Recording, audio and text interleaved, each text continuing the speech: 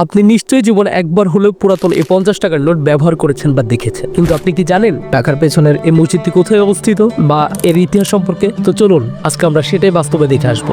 মসজিদটি আমার গ্রামের পাশের উপজেলা বাঘাতে হওয়ায় জন প্রতি মাত্র 35 টাকা ভাড়া দিয়ে সরাসরি চলে গেলাম বাঘাতে। রাজশাহী থেকে বাঘাতে আসতে হলে আপনাদের আগে বানেশ্বর বাস স্ট্যান্ডে আসতে হবে এবং সেখান থেকে বাঘার গাড়ি পেয়ে যাবেন। আমরা এসে নেমে পড়লাম মসজিদের গেটে। প্রধান ফটক পেরিয়ে সামনে এগোতেই দেখা মিলল একটি মাজারের, যেখানে হযরত শাহের আলীর সমাধি ছিল। মাজারের এই পাশের রাস্তা দিয়ে সামনে এগোলেই দেখতে পাওয়া যায় মসজিদটি। মসজিদের আশেপাশে আরো অনেক দৃষ্টিনন্দন জায়গা ছিল, তার মধ্যে অন্যতম হলো এই সুবিশাল লেক, যেখানে মানুষজন নিয়মিতই গোসল করে। লেকের পাড়েই অবস্থিত দরগা শরীফ, তাই আমরা ভেতরে চলে গেলাম পরিদর্শন করতে। ভেতরে মোটামুটি অনেক গাছপালা থাকায় বেশ খানিকটা ছায়া ছিল সেখানে। একটু সামনে এগোতে দেখতে পেলাম মাজার, তাই আমরা জুতা খুলে ভেতরে প্রবেশ করলাম। ভেতরে গিয়ে বেশ অনেকগুলো সমাধি দেখলাম, তবে সেখানে দুটো সমাধি একটু বড় করে বিল্ডিং আকারে করা ছিল, যেখানে হযরত শাহ আব্দুল হামিদ সহ আরো একজনের সমাধি ছিল। মাজার পরিদর্শন করে বের হতেই ছোট ছোট বাচ্চারা আমাকে ঘিরে ধরলো ছবি তোলার আবদার নিয়ে। তোমার নাম? শিফাত। শিফাত। আগে বেশি কিছু নাই, মোহাম্মদ নাই? তোমার নাম কি? মোহাম্মদ সামিউল আলম রেজা। এই যে ইয়ার তাই? সাথে তোমার নাম কি? আমার নাম মোহাম্মদ সোহাইব। তোমরা কি করতে আসছো এখানে? আমরা এখানে ঘুরতে এসেছি। ঘুরতে আসছো? হ্যাঁ। তোমাদের স্কুলের নাম কি?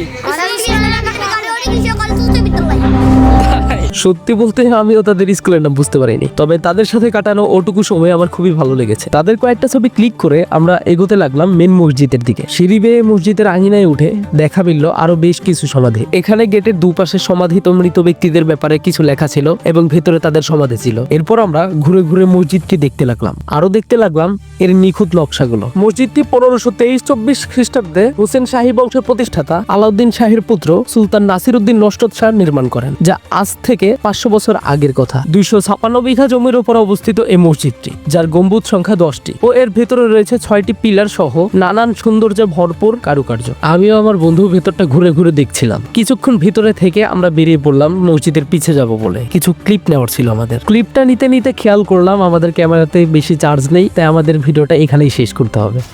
এটা হলো মসজিদের পিছন সাইড। আমাদের ক্যামেরাতেও বেশি চার্জ নাই, তো যা ফুটেজ নেওয়ার নিয়ে ফেলছি, সমস্যা নাই। এই চার্জ নেওয়ার যাওয়ার সময় ভিডিও করা যাবে না।